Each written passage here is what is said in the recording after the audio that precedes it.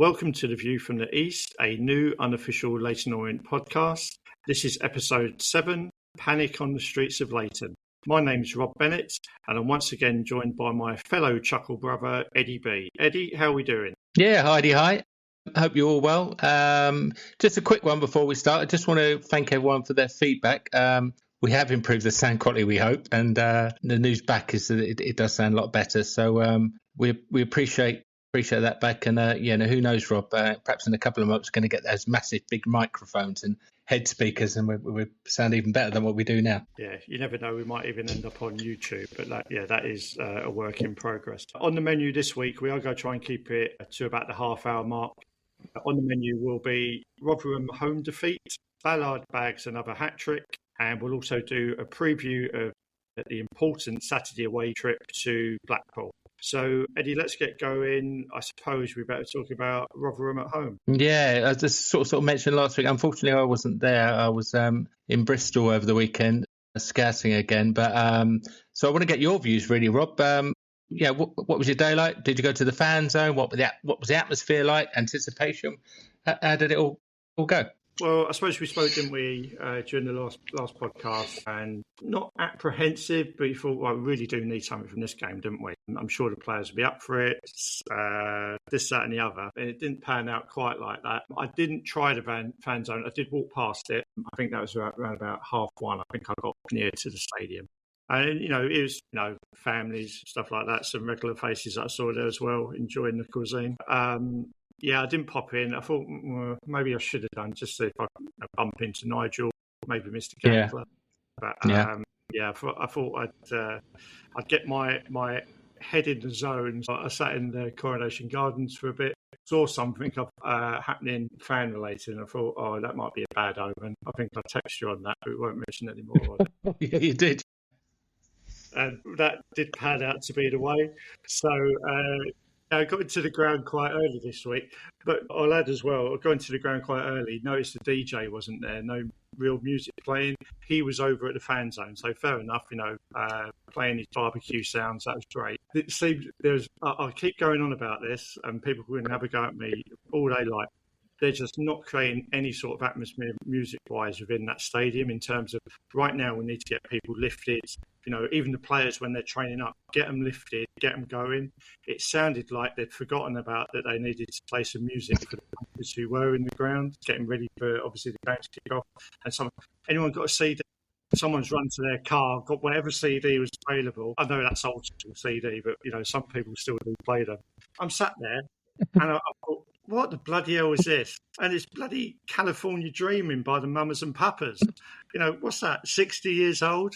And I thought, California Dreaming, we are sleepwalking into League Two if they're not careful.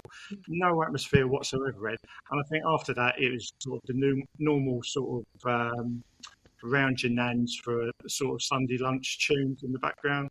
Absolutely terrible. They must look at that. Honestly, maybe I'm just old. I'm only 51, but there's no harm, is there, playing a bit of the Prodigy, this, that and the other, just trying to get some sort of life into the stadium. But anyway, that's my early rant out. It's funny, we've said that before, haven't we? Imagine how many DJs must live around within like a 5-mile radius who are just looking for a bit of publicity. You bung them £100 and say, look, can you just get the crowd cheered up for like half an hour? Just to get the atmosphere a little bit better than what it is. But yeah, you're right, playing Mamas and Papas, that's not getting me going. I tell you, even if our late dad had been there, he would say, what the hell is this? He wouldn't want to hear that. Yeah, so yeah, please, if you are listening, Leyton Orient Football Club, please have a look at that. And we've always said this as well. If they ever needed a hand with something, like the tannoy doesn't work ever in the east side stand. Yeah. I guarantee there's someone knows someone who could fix that quite easily, who's an Orient fan or who's connected. I guarantee there's someone about probably 10 or 20 mobile DJs who are Orient fans who could quite easily raise the atmosphere in this ground better than someone bloody putting on the best of the 60s CD that I have to bloody listen to on Saturday. Rant over. Let's get on to the game. Go. Well, Ed, I'm sure even though you were scouting, you would have looked at the starting 11 that come out. So possibly the biggest groan as Barry Galvin was reading out the names, and number 20, Sonny Perkins. Oh, followed by number 25, Charlie Wellens. But again, is it numbers? Who have they got available? Who is actually fit to potentially play 90 minutes for the game, without having to worry about your bomb squad on the subs bench? We said that, and I said it on the podcast last week about, Connolly starting or coming on later. Can your first 11 get the job done so that potentially you don't have to worry about him coming on, or he just does a 10-minute cameo, whatever it may be? I'm telling you now, Ed, this starting 11, shocking. Terrible. Yeah, I did sit and I look at it when you actually see it in black and white. Yeah, it doesn't improve. We need to win, don't we? And if that's the best we've got, and if they're the best players in training, it's bit. But but you're right. You mentioned 2 or 3 players there that just haven't done anything over the last 5-10 games, and we need points, don't we? And is it worth slinging someone on for the first 20 minutes just to go 1-0 up and hold on from there? Or because what we do, we leave someone on for 45 minutes. They haven't done it. You've wasted 45 minutes, haven't you? And you can see like the substitutions at half time. I was a bit surprised Azim got substituted at half time. I imagine he must have been carrying an injury. But yeah, it's some of these players we didn't even want in the team this time last year. Yeah, now they're in the starting 11. We'll talk about, I suppose, a bit about the 45 minutes leading up, obviously, to the subs during the half-time break. Tim wouldn't have been the worst player on the pitch, by the way, at that point. But like we said, I thought Rotherham come out quite strong, had a bit of energy to begin with. We said that, didn't we, last week, that, how they go play it. They've got nothing to lose, have they? People are playing for contracts. Youngsters are playing maybe even for their first pro contract, for all I know. So I know they had a few teenagers. Yeah. And obviously, they have one of the Gray brothers. How many of them are there? I think there's about 4 or 5. Ed. We've obviously got no clout. We can't get one to our club. But he looked about 25. I thought he must be the older brother. He's 17. He was outstanding today. But obviously got a very old footballing brain on him, based on obviously the family. They must be talking football all the time within that family. Yeah. He looked really good. But as I said, Rotherham looked okay for the first 5-10 minutes. Then we started to control it. And I thought, right, we've got to get something. But what you could tell was there is a lack of energy. Now, obviously, that will be games played recently, but every other club in the league's the same, aren't they? You look at Port Vale, I think they're doing about something like 4 games in 8 days they're having to play. I know they're down, but, some people have got a rotten schedule at this time of year. We've probably been quite fortunate. I was thinking about it before we come on. You imagine how many games we played last year. We went deep into the League Cup. We went deep into the FA Cup. Obviously, we went to the playoffs and the playoff final. We played more games last year than compared to this year, and we're looking leggy. I'll give you an example of it. There is one, don't have a go at him, but, this is fact. Charlie Wellens at one point was the ball's gone over. He's not going through on goal, but he's chasing it down. Could get there. Yeah. He just looked red-cheeked and puffed. And their centre-back, number 3, I thought was really good. And as tall as Happy, but imagine more athletic. He just Wellens had no chance against the centre-back in terms of pace. And really, from your midfield, there should be more energy, shouldn't there, and speed. Well, it should be your energy of the team, shouldn't it? Your centrepiece. Yeah. Well, it's your engine room, isn't it? The old school phrase, your engine room of the team. But, with no Archibald in the team, there's such a lack of pace there. No pace at all. And I give Mitchell credit. He tried to create, but he's on the right wing for the majority of the first half. And he's not prepared then to take it to the byline and bring it in with his right foot. He's always trying to come in and sort of just not creating. There's no creativity whatsoever, really. Sort of, like I said, over time then, that starts sort of grinding everyone down. You can see sort of the side passing, backwards passing, this, that and the other. When you look at the possession stats, they look great. But, look at the number of passes that have gone sideways. Get Opta on that. Or there should be a new stat, useless passes, because they're going, bring out a stat like that. But so we looked good then for a while, but then Rotherham, as I said, I think it's Harry Gray, isn't it? It's just like Harry Gray with that. They're describing it as a fluke opener. I think it probably went under about 3 or 4 feet. It was a fluke in the 24th minute, but not long before that, he'd already created early on where he whipped the ball across. Yeah. I think it ended up hitting the post. He had Tom James on toast at that point. And the one thing that James hasn't got is pace. So I could probably still outpace him now when I'm 51. Interesting. Quicker than me, you might fancy your chances as well. But then for the first goal, he's not only done James a kipper by coming back in. Who's meant to be marking him? Sonny Perkins. Now the one thing, the one thing Sonny's not great at, I would say, with my fans' eyes, he's not very good at sort of positioning, or sometimes he seems to forget what he should be doing or where he should be. Gray's gone past him. As you said, it's meant to be, I don't know, is it like a nothing cross? Maybe trying to get someone just to sort of get a foot onto it to steer it into the goal. No one's got a foot on that. It's passed about 4 or 5 Orient players. None of them have decided, I tell you what, I'm going to put my laces through this and put it into Rosette, whatever it may be. No call from the keeper, from what I can tell. But then he's probably thinking, there's so many of you, one of you's got to put your foot through it. None of them did. And then it's past the goalkeeper. You think, what the hell? And it's sort of not against the run of play, because, Rotherham were pretty decent at that point, even though everyone behind him was saying, oh, this team's rotten. They're as rotten as us, So who are you comparing it to? But, they were the better team on the day, really, over the 90 minutes. And probably... Yeah, it's like you're missing that. I know Forrester is a good player when he's fit, but you're missing that super captain type personality that I thought Forrester was going to be, but perhaps not in the situation that we're in at the moment. Yeah, you're right. You're missing that voice at the back.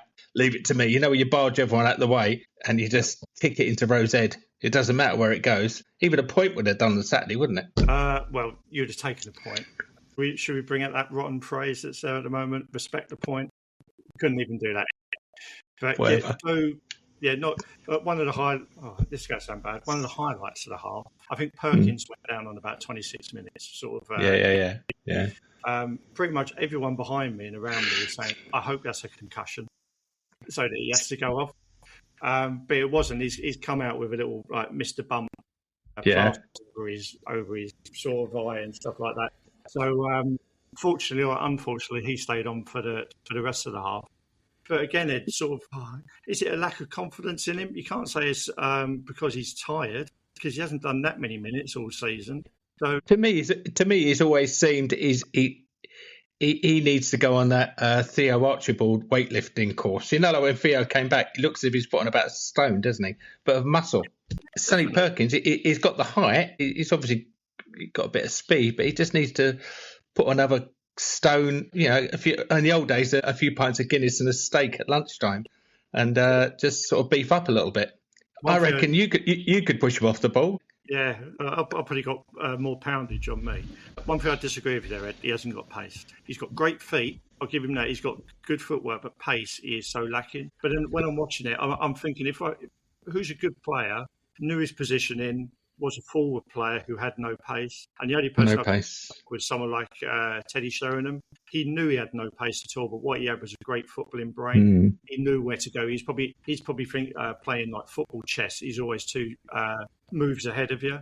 With Sonny Perkins, mate, he's not playing football chess. He's playing. So he's 2 yards behind. Is that what you're saying? He's not got pace, so he's never going to beat you on, in a foot race down the wing, whatever it may be. But then his positioning is so poor as well. As a supporter, I'm watching him and I can't trust anything that he's doing. You want to support him and get behind him, didn't you? But at the moment, I can't trust that he's going to do something where I know it's going to maybe change the game or at least set up a move. And then probably one highlight in terms of shot in that first half, he's blazed it over from just outside the penalty spot. So the ball's bobbled to him. He's literally right in front of goal, probably about 2 yards behind where the penalty spot would be. So you fancy a chance of at least maybe working the keeper. He sent it sort of about 4 metres over the crossbar. The geezer who done the crossbar challenge at half-time had 2 bites at the cherry. He got it closer to get it into the goal. Should have signed him up. Hang on a minute. Did it bobble in just as he was about to hit it? There might be a reason behind it. Ed, there's none of that. Unless that little plaster over his eye somehow sort of fell down and got into his vision somehow. It's rotten. And you know what as well? We're fans, aren't we? We want to see anyone in an orange shirt at least have their one moment in the sun. Yeah, of course. So we can cheer them on. Everybody almost saw that coming and sort of Probably the cameraman behind the goal got blasted by that ball because that was on a trajectory to the moon. Did everyone go down to have a wee and get a pint at half time after that? I think everyone was still in shock at how bad that was. So, I'm not going to butter that up and say, what, he was in a great position. It bobbled. It didn't. So I think he thought he was playing at Twickenham, mate. That's what it was. So what you're saying is you're not going to be sitting next to him at the Starman Awards at the end of the season? No, and I don't think he'll be coming on this podcast anytime soon either. And that's not if we want to try and buy us. We might be off his Christmas card list. So, apart from that, honestly, someone was saying around me, Lesu, let's call him out. Lesu sits near me, and what is he? He must be about 80 years old, isn't he? So he's probably seen more games than both of us combined. He knows his football, but even he said, this is worse than Mansfield, how we were playing. And that was bad. But Mansfield, one of the worst games. That would, in my recent memory, one of the top 5 worst games I've seen. At least this one now can go next to it in sort of my list of rotten performances. But really, we're not even at the half-time whistle yet, but that's enough of talking about that rotten first half. So at half-time, what was the atmosphere like? Oh, we can get this back. We can score. They're as bad as us. We can pull 2 goals back. Oh, they put on Mums and Papas again, didn't they, to get us going? Bloody hell. It wasn't that bad. I don't think we had any music at all. The highlight, obviously, is watching the Crossbar Challenge. And the walking football team, they come around the pitch holding their trophy. So brilliant. That's the trophy. Well, it's nice to see some sort of silverware in the cabinet this year. So, well done. But, they've won a trophy. Well done. Rotten first half. Second, I think, right, they've had a good day up, sort of 1-0 down to them. Let's get them on the back foot. Nick a goal. I hate to say nick a goal, but let's get it back to a draw and then see what we can do.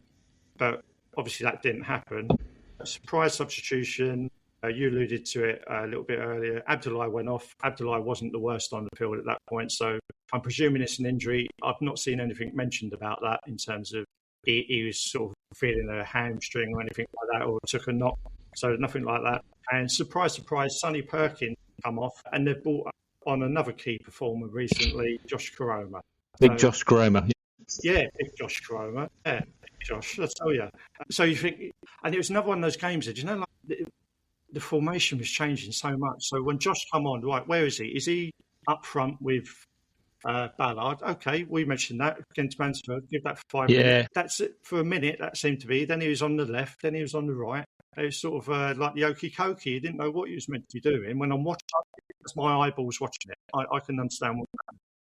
So we've paid big wages for someone who's got 100 plus, that's what we kept on getting told, 100 plus championship games. And he scored a fair few goals at Huddersfield. Blinding. That's exactly what we need to give us that extra push in League One. Started off the first couple of games, and then, we don't know whether he's a striker, a winger, a midfield player. No one knows what he is. It's like one of those performances where I've forgotten my boots. Anyone got a spare pair of boots? Sonny Perkins has. And he's wearing Sonny Perkins boots. Rotten. Bloody rotten, Ed. This is me recording this on Monday. You imagine if we recorded on a Saturday. Ed. So I'm normally quite calm. I'm glad I've taken my medication before we recorded this. Yeah, it's always good. There was something in the second half where he could have almost been through on goal. He started chasing down the ball. He knows he's messed that up. So the defender's about 2 yards behind him. I'll have a dive here. I might get something. Rotten, mate. You was a laughing stock when I saw that. I would have subbed you off. Apparently, according to the BBC website, his passing accuracy was 100%. Maybe mispassed accuracy. He didn't do anything. Nothing. Who looks at these stats? Right, let's look at other highlights. So these are highlights for Orient in comparison to how the game went. They're not real highlights because nothing got me off my feet during that game or anyone around. So happy days. Let's have a big clap for Aaron Connolly coming on after 58 minutes for everyone's favourite, Charlie Welling. As I said, you know what it is? I'll give something on Charlie. You know what it is? I think the season has caught up with him. He's never done a whole season of professional football in terms of first team squad. I think we mentioned a few weeks ago he's played up to about 30 games, doesn't he? I think the season has caught up with him. But we signed him as a squad player, didn't we? Let's be honest. And with injuries throughout the whole team, he's found, he's ended up with 30 30 appearances this season, which is probably 20 games more than what he was ever going to get. He's become sort of a main, because he hasn't got injured. Everyone else has got injured around him, so he's always been available. Yeah, coming on at the same time. So then we had Livet came on for Mitchell. Livet's been out, hasn't he, for about 3 or 4 games, I think. He's into like the midfield just ahead of the back 4 or back 5 as it kept rotating and changing. And then again, this is around about just for 60 minutes at the same time. He came on for Forrester. So Forrester seemed to play you, but you ain't got 90 minutes in you. But then I'm thinking the other week, Richie said the one area we've got a lot of players as centre back. So maybe risk not playing him in this one. If you bring in Casey, or you bring in, you've got Happy, haven't you? You can bring in Tom James in that area as well if you need to. So maybe just leave him then until the next game. And I'll tell you something what wound me up here, Ed, as well. He's gone off as our captain. Who have they given the captain's armband to? Happy. Now, at the start of the season, he was number 2 behind Beckles. Then that went to El Miz. And they over it Happy. Then they got Archibald was captain, wasn't he? That's great. Yeah. Full of energy, full of mouth, this, that, and the other. Will Forrester's come in, right? Brand new player, club captain. Yeah, lovely. That's great. Always gone off. Who we go give it to? Let's go back to Happy, right? But he's not verbal, isn't he? He's not a commander. He's physical. Don't get me wrong. He's a physical lump. He's 6'5". He should probably be putting himself more about as based on his size. Is he a verbal player who's you can hear him from the East Stand? That's what he should be able to hear from the captain. Can't hear anything. I do not know why they made him captain. If you go do it, it is someone who gets annoyed on the pitch, does give out verbal. Give it to Connolly if you want. Yeah, he was for his 30-minute cameo. He was moaning a lot. I'll tell you that.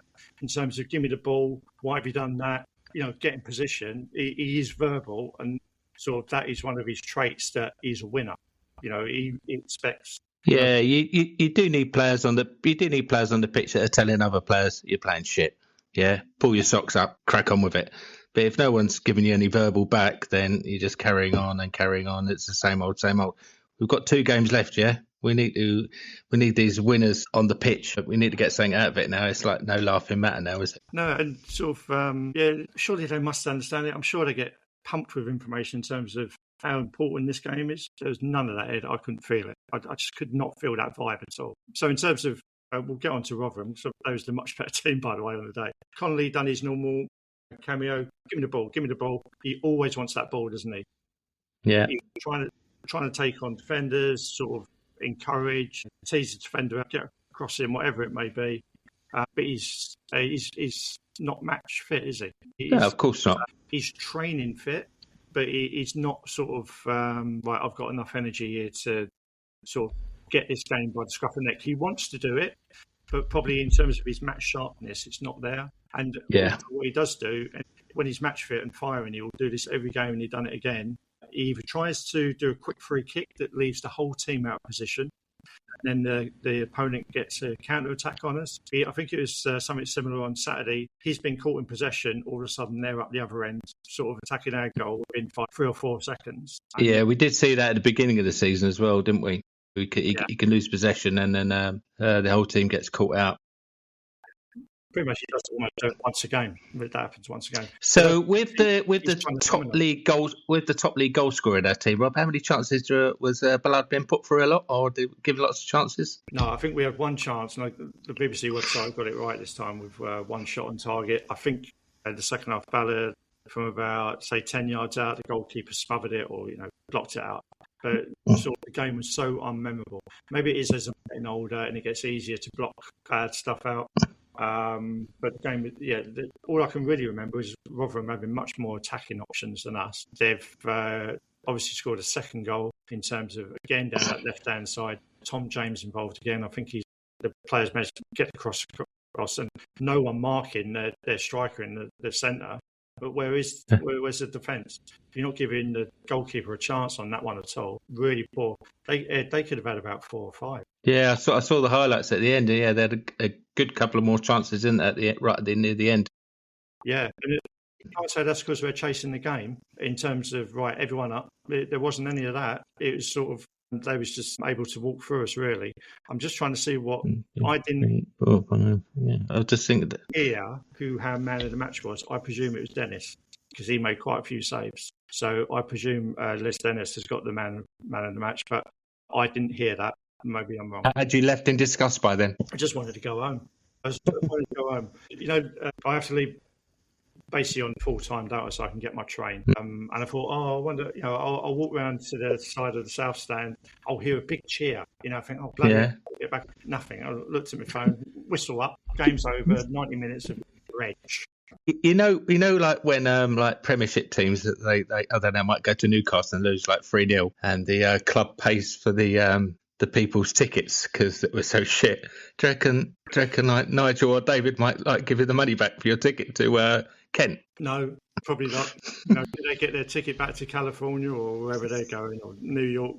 I mean, you made a really important point when we spoke last week about like the Mansfield game when they've done like bid for £1, £10. There'll be people there. That's either their first couple of games they've been to. Why would you come back? With us, sort of, it's entrenched, isn't it? We're almost programmed that we'll keep going. That's all right. Sort of, it'll get better. But if they're looking to sort of double the fan size within 6 years, so even if they can get 15,000 in a 25-seater stadium, they're going to have to have a better product on the pitch. And I'll tell you what I'm really glad about. I'm glad that Nigel was there. I'm glad David Gandler was there because there's no sugarcoating that crap. That was rotten, just as bad as Tuesday. And I'm glad they've seen that because then no one can get on the phone. Oh, we had all the game. We hit the crossbar 5 times, this, that and the other. Bullshit. I've realised now we've sworn twice on this podcast. So I apologise, listeners, because we're not that way. I might have to put the explicit podcast thing on if I'm not careful. But it was rotten rubbish. I'll have to go back, won't I, for the last game of the season, but I hope it gets better, Ed. Rotten. Well, sort of. Now you got that rant out of the way. Obviously, I was catching up with all the info after the game, but sort of listened to a bit of. We've mentioned this before. There's 2 interviews. You might as well not listen to the Leyton Orient official interview with Richard Wellens because it's nothing, isn't it? It's all sugar coated over, as you said. But the one with Dave Victor was good again. Well, like Richie was sort of saying, there's a lack of confidence throughout the team. That's your job, isn't it? Yeah. I don't know what they're going to do. Do we need? This happened with Kelman last year when he went for a bad run. And I think it was the Charlton Virtue Trophy game. He played really well, but just nothing going for him. The goal that went in was like a deflection off his arse. And then all of a sudden, he was back in sort of goal. Yeah, that's right, yeah. Do we need something like that? Like, I don't know, we'll get to Blackpool in a minute, but I know their goalkeeper gets sent off. Or 2 sendings off in the first 10 minutes. Or it's gone in off both posts and just about true. Yeah. Something silly to get us going and basically get us one up. Because at the moment, I can't see us sort of taking the lead and dominating the game. But Ed, I'm glad you wasn't there. Not the fact that I don't want to see you, but the fact that you didn't have to watch that. Let it go. Yeah, the worst thing, Rob, would be if you renewed your season tickets before Saturday's game, wouldn't it, for next season? That'd be terrible if you did something like that. What 2 idiots would have done that? I know a couple like that. Sort of, they resemble the Chuckle Brothers. But, yeah, I tell you, I listened to something today, and it's whether I can believe it or not. You mentioned the interviews there after the game, and it was a difference this week, wasn't it? Someone must have had a word in his ear in terms of you can't do again what you did on Tuesday. But then I heard an interview earlier where Nigel Travis, they asked him, did you hear the interview after Tuesday's game? And he said no. And can you believe that? Is that like a Keir Starmer standing up in a parliament to saying, I didn't know, I didn't hear it. Or, someone didn't give me the information. I can't believe that he's not heard that. Or someone's not had a word with him and said, look, mate, you can't do that in terms of pissing off the fan base. You just can't do it. Because once you lose it, they said, then you're in trouble, I'm telling you. It's right. We've got 2 more games left, Rob. Yeah, and I've realised we can. We're going to try and do a 30-minute podcast, and I've realised I've probably ranted for about 20 minutes about a game that didn't deserve 2 minutes. Right, let's go on to some positive news from yesterday evening. So let's go on to Ballard bags another hat-trick. So it was the EFL Awards last night, wasn't it, for obviously Championship, League 1, League 2. So such things as Young Player of the Season. They do all sorts, don't they? Community Awards. Yeah. league teams for each individual league as well. So a good thing to have, and probably quite a nice thing if you're a player to have that recognition of doing well, potentially even in a struggling team. Don Ballard's been announced in the League One Team of the Year, so they do it as a 4-4-2. So being top goal scorer, he was bound to be in that, wasn't he? I think that would, if you just got a bet on the award he would win, it would be that one. Yeah, definitely. You would have presumed that despite the season we've had, he would have definitely got in the team of the season. But then, what was the other two awards, Rob? So I think the second award that he bagged on the night, everyone will be aware of this by now. Young Player of the Year. Now, I'd imagine in this category, there must be, for all of them, some quite good competition. We've seen the young lad who scored that beautiful goal against us for Bolton earlier on in the season. I think he got in the Team of the Year as well, which is mainly... Yeah, is it Kosir Dubry, I think his surname is? Yeah. So yeah. Richie highlighted him as well as being, I think he's on loan, isn't he? But he's one of the best players in the league. That was good. So yeah, Young Player of the Year, what is he? So he just turned 21, Dom. So I suppose he was always going to be in with a shout, especially being top goal scorer. So, well done on that. I think the hat-trick award and the third one tonight from was probably the biggest surprise in terms of Player of the Year. Now, I know obviously he's the top goal scorer, but you'd normally look at which team has gone up, sort of like, has it been an instrumental captain for Lincoln or centre back, like an instrumental midfield player, maybe someone like that. So he must have done really well to get that third award of Player of the Year for League One. I was surprised he got that. Young player and getting in the team wasn't a guarantee, but you're not surprised that he's won those. But to win the player of the season in our league, I don't know when the votes were taken, Rob, but you might have more of an idea on who actually votes for these. Yeah, when you look at the Team of the Year and you look at some of the players in that Team of the Year, for him to get that award, he's done fantastically well. Yeah, I don't think it's not like a fan base award like we can like X Factor or anything like that. So it's sort of as AI is telling me, a panel of leading experts from the football industry and stakeholders. So yeah, maybe agents for players, people like that. Nigel Travis and David Candler. Yeah, maybe. Steve Evans, people like that, football experts, but we didn't get a vote, so maybe they missed our email addresses off the list. I don't know, but next year, Rob, next year. Fantastic for him. When you look through, I looked at the website earlier. When you see the sort of type of players who have won these awards in the past, there are not many who have literally done the hat trick and mopped them up, all for young player, team of the year, and sort of player of the year. So well done to Dom. Sort of. I know he said earlier in the interview that his best hat-trick of the year was that perfect hat-trick he done against Reading. This will be right up there with his hat-trick of the year. Oh, yeah. Imagine if he'd done that again in another couple of years in the Championship or the Premiership. Then you've had an outstanding career because you progressed and done well. But one thing I will highlight, this did make me chuckle.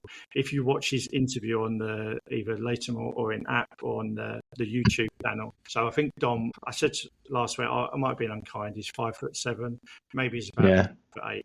Like Leyton or let's send a representative just in case he wins an award. We'll do an interview with him.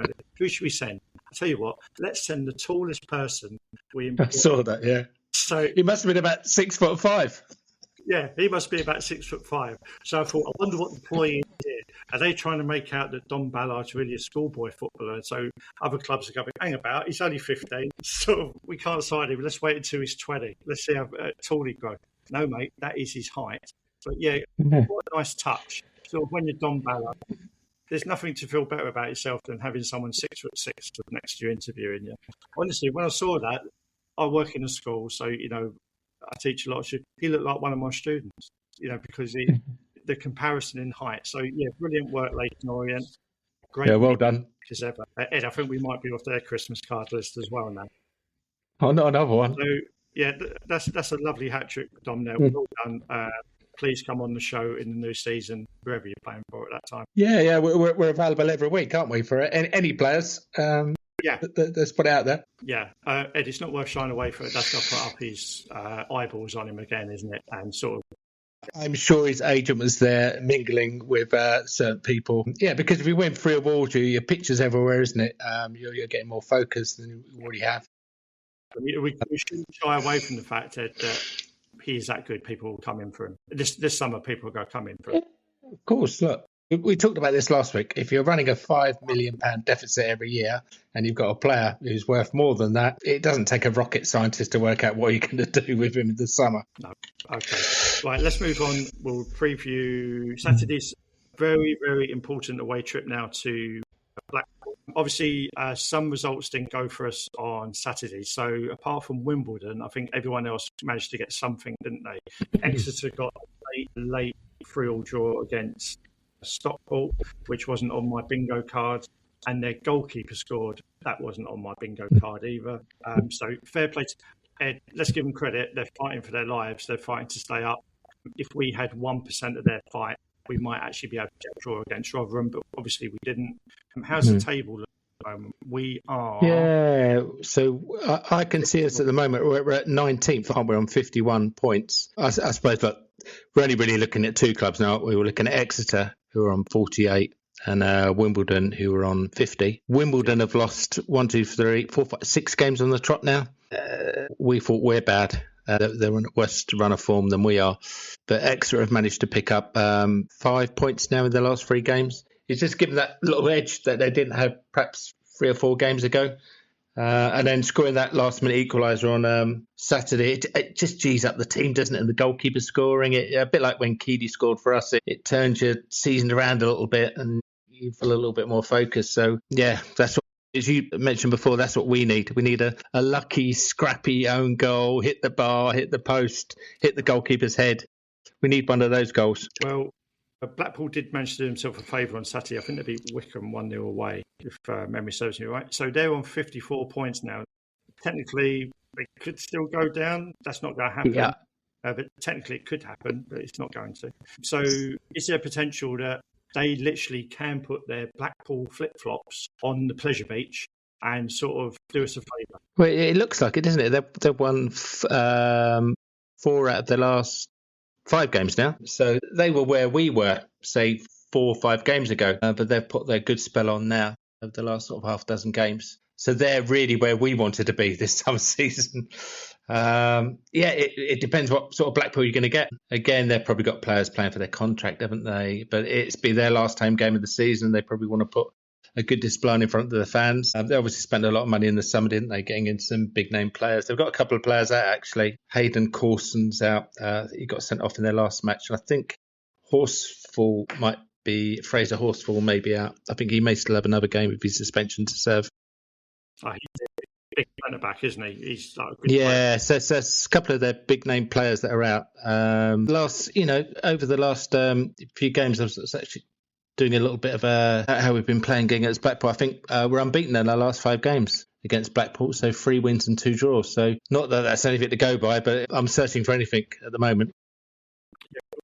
We won their last time out 2-1.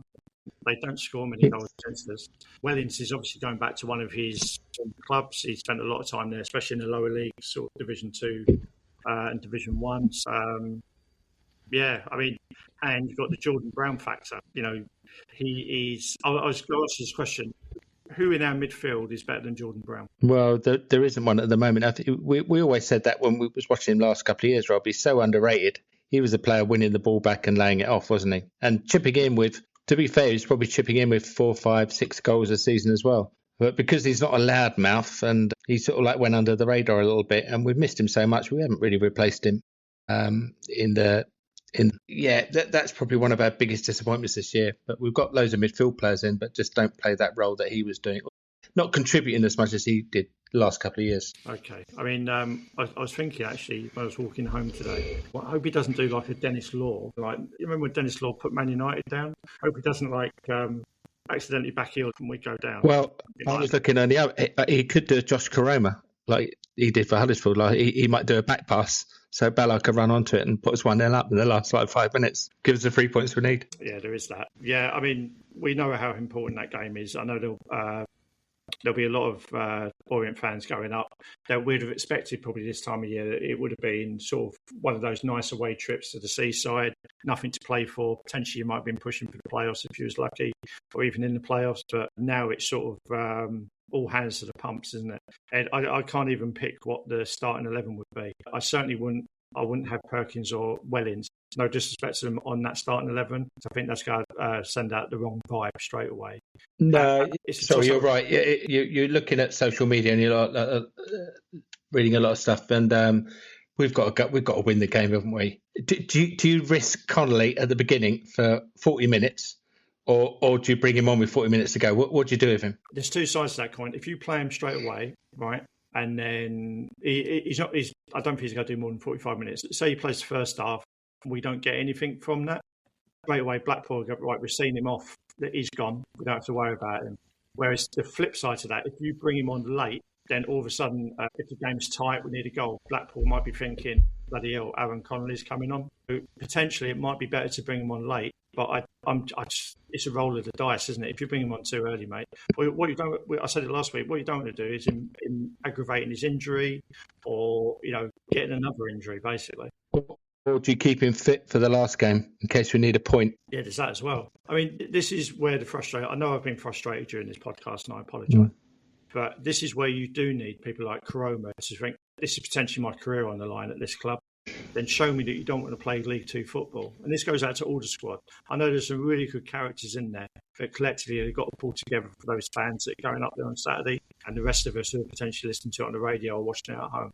So they've basically got to pull their finger out and play for the fans who are watching you. Give them something to get off the seats and cheer you on, because that's been lacking over the past few games, both home and away. So sort of just do something, get that energy from somewhere, summon it up, put in an effort. The fans will cheer you all day long, but they've got to see effort. That's the number one. Perhaps he needs to take them up to the Blackpool Pier, just like Thursday night, just have a team bonding session, like silly, I don't know, just to get everyone together and say, look, we've got to get something out of this. A joke's a joke, you're all on good money. Yeah, you're right. Do you want to play League Two football? Yeah, a joke's a joke. Said there'll be one or two be dropping off the end of that pier. I tell you, the way they've been playing. That's enough about that. Yeah, you're right. I don't know. Go and see a show. Go and do something. Just get them out there. Just get them out and do something. Get them together. That team bonding. Let's go. We've got to get something Saturday. I don't want to take it to the last game of the season. Hey, while we're at it, let's look forward to the last game of the season. You raised an important point earlier. What are we going to do? And if we actually need a result in that, what are we going to do? We can't be California dreaming. If I hear that again, I'll probably go walk out of the stadium. They've got to do something, a rallying call. Get us all going. We were speaking about this beforehand. If it gets that last game, right, and we need a point or we need a win or whatever we need something out of that last game.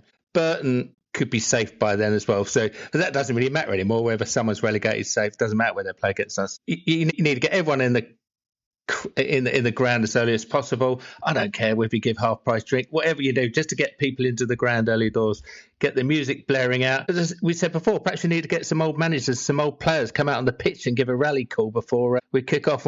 We joked, didn't we? Like it might be like a John Sitton. I'm joking there, but it might be someone like that. Just you mentioned Kevin Howe, some old players, Kevin Godfrey, just some old players who've got some commitment to the club, and just tell them what it's for and what it's like playing for Leyton Orient, just to get the crowd geeing up. To be fair, how many people Burton going to bring down? A couple of hundred? Yeah, I mean, they've got Exeter this weekend, haven't they? So even if they get a point, we'll be safe. To be fair, both us and Exeter could lose, and it still goes down to the last game of the season for us in terms of needing the result. And that's the same for Wimbledon as well. But what they should do, we mentioned earlier, I can't remember what game it was. It might have been Crewe when we won the championship. There was that rallying cry of, right, everyone wear red, everyone bring your scarf, get them waving around. Richie done it, and everyone responded to it. Everyone sort of come along and done as he said. Do something like that, Leyton Orient. Get that message out. Sort of even for the away game coming up on Saturday, get that message out, all support, just get everyone pumped up. On the music front, last year it was sort of like send in your music requests and we'll play them. Sort of we'll pick out the best tunes we think are going to suffice. That's great. I used to get involved, right, play this, play that. Get the crowd pumped. We cannot have your bloody best of the 60s hits playing. If that happens, then I'm going to go spare on that last game of the season. I'm not paying for that. That is not my entertainment. We have to ramp it up. Stop being good old Leyton Orient in terms of we're so nice. Let's make it nasty on that last game in that season. I agree. Well, I've always agreed. It should feel like that every home game. Yeah, basically. But it's not. It's not, is it? Right. This is. I should have rephrased this. Maybe next episode I'll call it "I'm sorry that I rented," but. We've had to let it out. You're so lucky you don't have to watch that rotten rubbish that I did on Saturday. I had to watch the highlights. That was bad enough. Well, the 2 minutes highlights of basically everything being Rotherham, and they didn't even show a shot for us. Right, we did. I promised that this would be around about half hour. I realised we've gone almost 50 minutes. I'll edit this out so that maybe I don't say rotten rubbish quite so much during this episode. So I apologise, listeners. Hopefully on my new microphones, it's come across clearer anyway of how bad this game was and how rotten things are in terms of form at the moment. You never know, Richie might play this in the dressing room before the game so that sort of they can all get the message. I very much doubt it. Perhaps we won't be getting anyone from the club on anytime soon after this episode, so I might have to do quite a lot of editing. But generally, I've spoken from the heart today. It's sort of, we've been down there it doesn't matter if you've been down there years, it doesn't matter if you've been to your first game. We deserve to see better than what we're watching at the moment. Just give me a shot. I was going to mention this earlier. I can't remember last time even someone tried to dig from 25 yards or something. Just try something. And I don't mean a Sonny Perkins putting it over for a 3-point conversion. Just give us something. You know he's going to be a hero, don't you, last game of the season? He's going to pop into the box with a diving header, top corner, 1-0. And may I just say that I've always been a fan of Sonny Perkins. We look forward to welcoming you on to our next podcast. We'll leave it there, listeners. I will edit this down so I can try and get it lower than 50 minutes. I apologise it's gone so long. If you are travelling up there, safe journey. Have a beer if you're on the train. Get yourself ready for it. You might be going up Friday, maybe you'll see the Orient team at the end of the pier, I don't know, or going to a show. Say hello from us. But yeah, safe journey. Let's hope at least for 1 point. I think we need the magic 3 points, Ed, really, just to take this pressure off my shoulders at the moment and everyone else. Take care, everyone, and up the O's. Come on, you O's.